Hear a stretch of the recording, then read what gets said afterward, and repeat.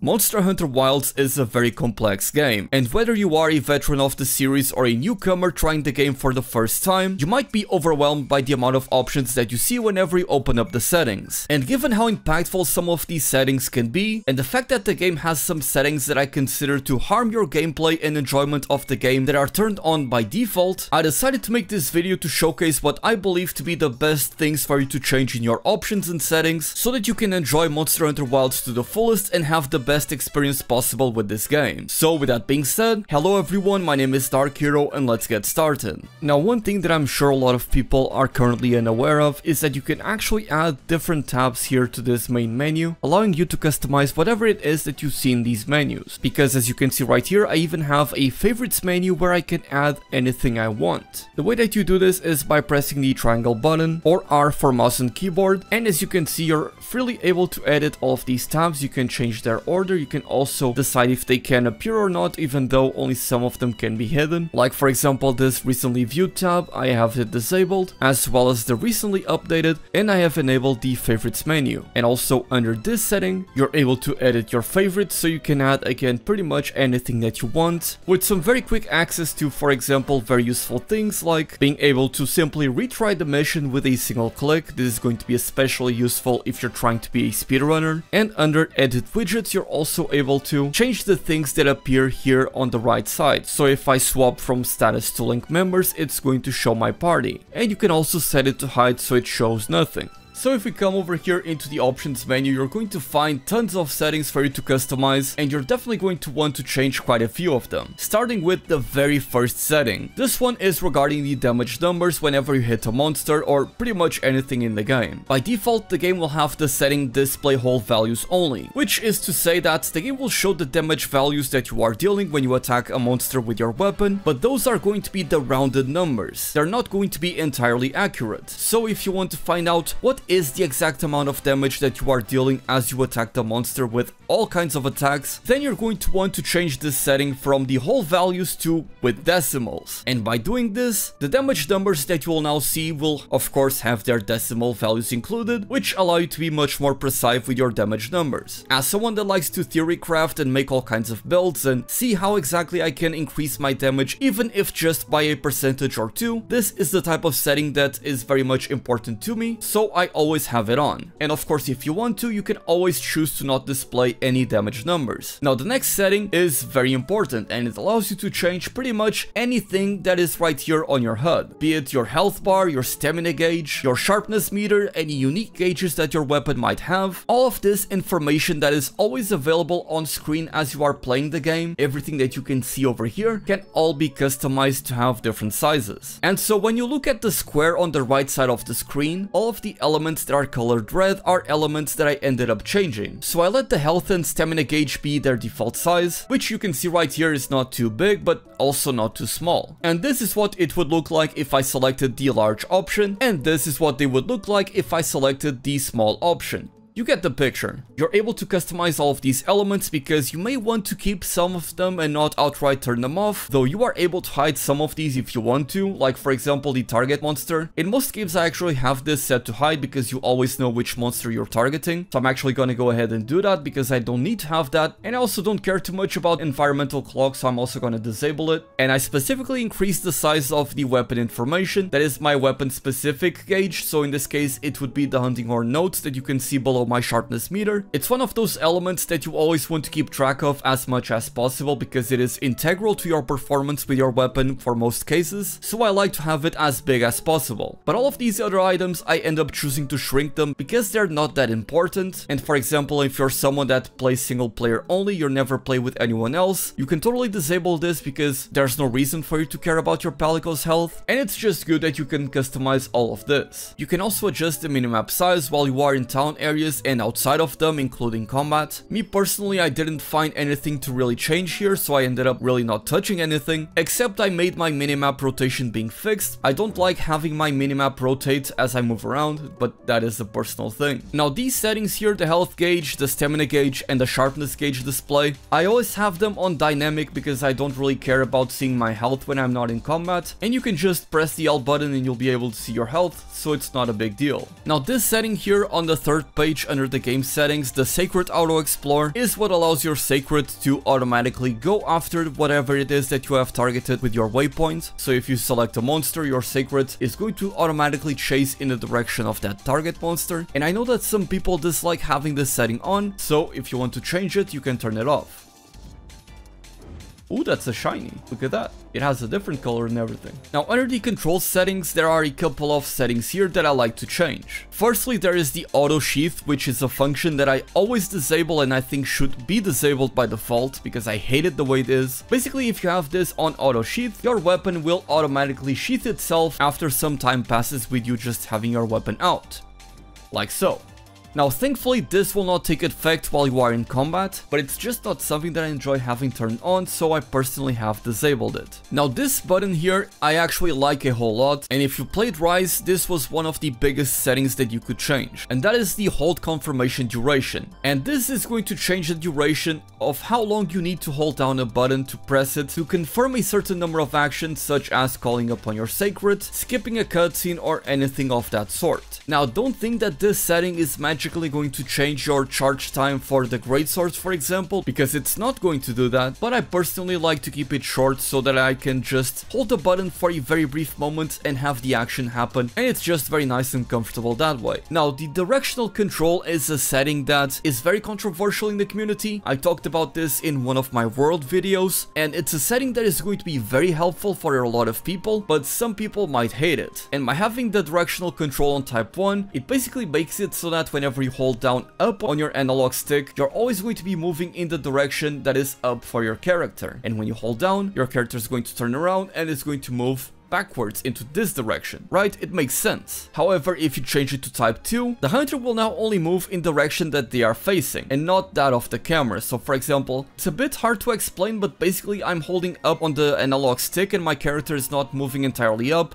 it's just going into the direction that they are facing. And this is me holding down on the analog stick, but the character is going that way instead. And that makes sense for a lot of people to try to aim certain attacks with certain weapons. Like, I've talked to some players that swear by this setting that it helps them land things like the charge blade or the greatsword attacks. But given that now you have access to focus mode in wilds, I don't see much use in having this setting turned on, so I personally have it on type 1. This setting is also very nice. You should probably not change it, and that is the Slinger auto load, which is basically when you are browsing through your items and there is an item that can be equipped into the slinger, let's say this paint pot for example, when I let go of my L1 button, you're going to see that my slinger becomes automatically equipped with that paint pot, and that is going to be the case for whatever item can be equipped on the slinger. So if I change to, for example, the flash pods here, and I close the menu, it's going to automatically equip the flash pod. I don't need to select equip by itself, it's going to do it by itself. So it is a nice setting for you to have, although it can be somewhat annoying depending on the type of items that you have equipped here on your bar. So for example, if you have the capture net, make sure that you remove it when using this setting, because otherwise you can equip the capture net, and that can of course get a bit annoying if you equipped the capture net by accident. This setting is also very important, although it is fairly simple, and that is the item use controls. This is going to adjust the way in which you select items with the radial menu. So the way that it is set up by default, which I personally hate and can lead to some problems in combat if you're not careful, is that when you have the radial menu open, simply tilting the analog stick into a direction is going to do that action or consume that item. And if you're in the middle of combat and you're accidentally going through these and you pop an item that you didn't want to press accidentally, you're going to end up sharpening your weapon when you didn't mean to.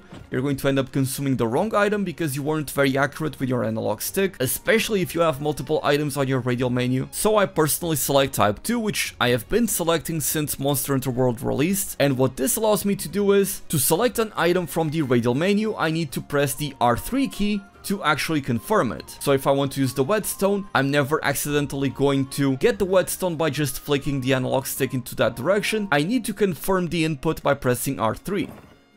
And personally I like that so much more because it never leads to any accident. The next setting is one that can be very handy for you in your gameplay, and some people have actually asked me about this, if there is a setting specifically for this, and that is the aim or focus mode controls, which quite simply allows me to swap the way in which I can get the focus mode to activate. So by default you have to hold down the L2 button to go into focus mode, but if you prefer it you can change it to a toggle. So if you simply press L2 you're going to enter focus mode, and you need to press L2 again to get out of focus mode. Personally, I much prefer having the hold because it is a lot quicker to get out of focus mode if you want to, but I do believe that that is simply personal preference. Furthermore, you can also set it up so that the way in which focus mode works for melee weapons is different from the way focus mode works for ranged weapons. So if you're someone that primarily plays first-person shooters, for example, and you are used to having toggle to aim as a setting, you can make it so that's the case for only the ranged weapons and have the hold for the focus mode on the melee weapons. Now, as I actually kept on playing the demo and now especially in the PC version, I've actually changed the way that I see focus mode for some weapons, because as you can see, while I do have the hold setting for the ranged weapons, I actually have the melee weapons set to toggle. This is because some specific weapons like the insect glaive and many others do actually rely on having the focus mode active at all times, especially in the case of the insect glaive, because it's a weapon that while you are in focus mode, every single attack you make is going to be accompanied by your own kinsect dealing extra attacks, and so you kind of always want to be in focus mode to deal as much damage as possible. And when you have some of these weapons that also have some weird button prompts, which again is the case for the insect glaive in Wilds, having this option being a toggle means that there is one less button for you to worry about. So I would actually advise some of you to actually try it out for a couple of quests and see which one you prefer. Now, the next few settings are all regarding your fellow companion, the Sacred, and boy, is he helpful, although it can be a bit tricky to control him if you don't select the right settings. And these are all regarding the call Sacred controls and also how you control them. So you're able to change the way in which you call upon the Sacred, which by default you have type 1, which you can use up or down on the D-pad, or even a custom radial menu shortcut to be able to call upon your Sacred. Type 2 and Type 3 then add the option of having one additional way of calling upon the Sacred, and both of these happen by simply holding the circle button, which again works very well in tandem with the previous setting that I showed earlier, where you can change the duration for the time you need to hold a button to perform a certain action. So since I have that set to short, it's near instant that I get to call upon the Sacred. And the difference between Type 2 and Type 3 is very minor. Basically, in Type 2, whenever you call your Sacred, it's going to already come out in auto move mode. That is to say that the Sacred will immediately go towards whoever you have selected as your target. And with Type 3, whenever you call upon your Sacred this way, you're going to be set in your manual movement guide, which means that you can just move around as much as you want, and you're not necessarily forced into following the monster. You can also change the way that this works with the radial menu option, so if you select the call Sacred from the radial menu, you can make it auto move or manual. And then we have the Sacred manual controls and the Sacred only route controls. Type 1 allows your Sacred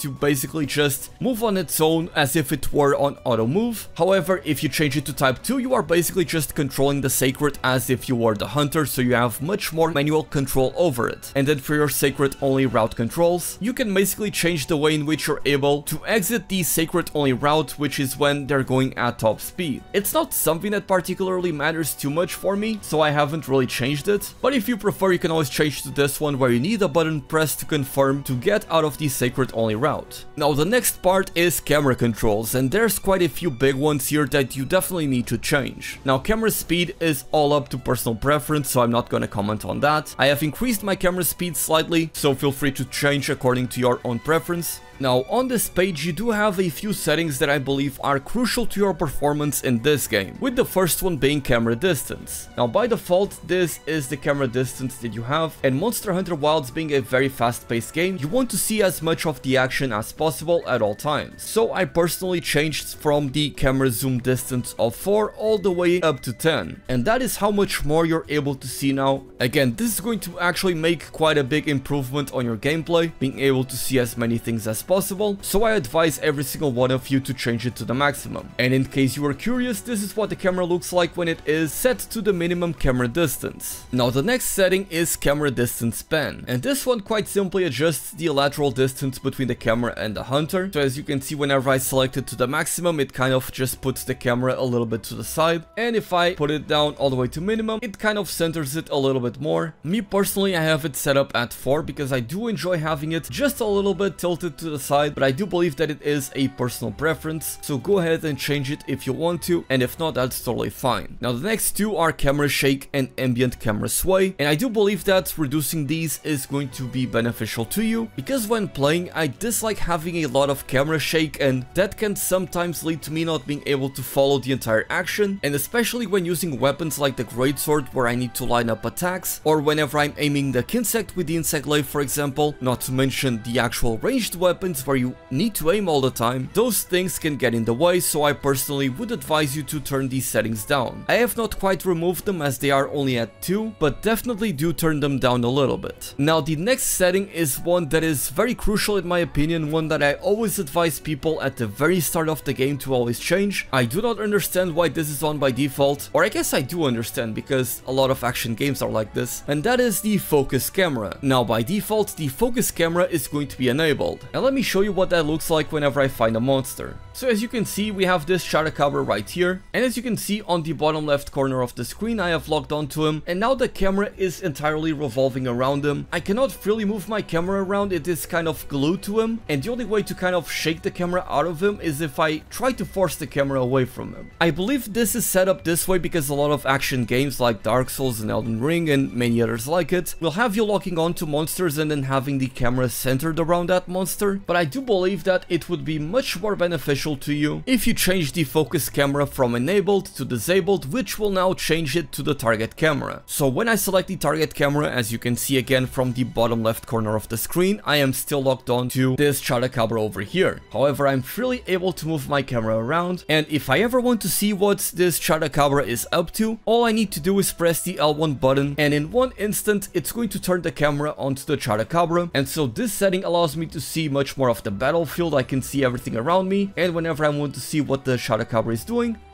one press of the button will do. And this is especially important whenever there are environmental hazards that you can take advantage of, like for example a big boulder that you could make it so that it falls on top of them, or whenever there are multiple monsters on the field, you want to be able to see everything to keep track of the different attacks so that you're able to dodge out of the way. So in my opinion, definitely do go ahead and disable this so that you can play with the correct camera in Monster Hunter. This next setting is the camera terrain adjustment, which will quite simply adjust the camera automatically to follow the terrain. And as you can see right here, as I'm going down these dunes and following down this cavern, the camera changes a little bit as I move, but it's not too much, it's not too aggressive, and I personally do not mind it at all. Though I know some people that would like to change it, so if you rather not have to deal with that, you can always select do not adjust. And also regarding the sacred settings, there is also this one in the game settings third page, which by default makes it so that even if you have no waypoint set anywhere, the sacred will automatically enter the auto explore mode. But I personally dislike not having control over my sacred unless I tell it to go to a certain place, so I changed it to be off so that if there is no waypoint selected, that boy is not going anywhere. And also regarding the target camera, you can change the way that the L1 button works with the target camera. So here in the third page of the camera settings, we have the target camera control type, and type 1 is exactly what I told you, where you press the L1 button once, and that is going to turn the camera into the direction of the monster that you are locked onto.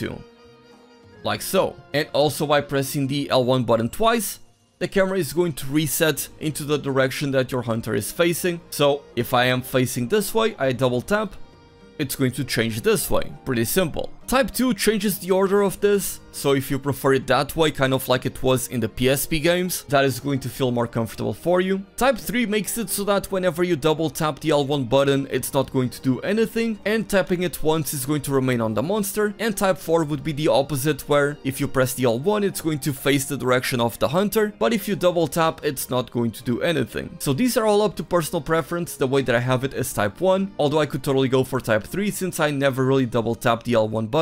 But just keep in mind that these are things that you can change to your comfort. You also have the option of changing the way that the target camera works, and by that I mean that the target camera will vertically align the X and the Y axis to whenever you lock onto a monster that is in a different position from you. Me personally, I have the default setting, which is between horizon and target, but if this confuses you, feel free to change this, although again I kept it as default. The next one I do believe is also pretty decent to change. It's not incredibly important, but it can be an improvement, and it is the target filtering. By default, the game will have this set up for all monsters so that whenever you are on a hunt, you can actually lock on to these small monsters, but because they're such a small focus of the game, you very rarely need to deal with them, and when you do it to gather 1 or 2 special materials, and you never bother with them ever again, so it's just not worth it to have this setting for all monsters, so definitely change it to large monsters only, so that you can more easily target the relevant monsters. Also, another setting that I would recommend you to actually change is the map zoom settings. By default, this setting is set to enable, which allows you to adjust the size of your minimap by pressing the left and right trigger buttons all the way down. And that is specifically for the detailed map, which isn't this one,